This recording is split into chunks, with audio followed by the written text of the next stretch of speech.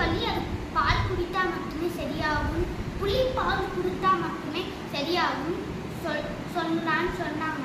அதுக்கு அந்த மனைவியோட ஃப்ரெண்டு டாக்டர், அவங்கள வந்து டாக்டரை நடிக்க வச்சு வந்து பண்ணாங்க. அப்போ ராஜாவோட வைஃப் தெரியாது இவங்க சாதாரண பிள்ளை இல்லைன்னு.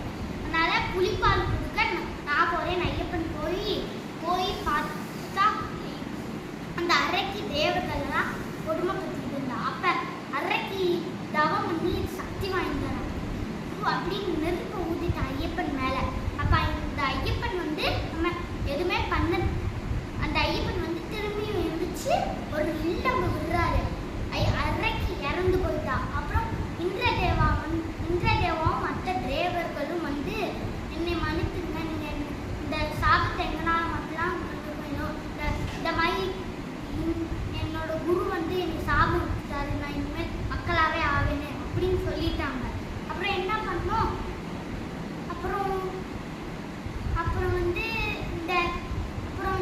அந்த நீங்க எதுக்காண்டி வந்திருக்கீங்கன்னு கேட்டாங்க ஐயப்பனை.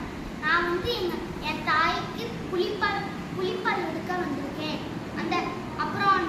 அந்த புளிப்பால் எடுத்துட்டு, அப்புறம் அந்த புளிப்பாலை மட்டும் எடுத்துட்டு வராம புலி கூட்டத்தை எடுத்துட்டாரு ஐயப்பன். அதை பார்த்து எல்லாருமே ஆச்சரியப்பட்டுட்டாங்க. அப்புறம்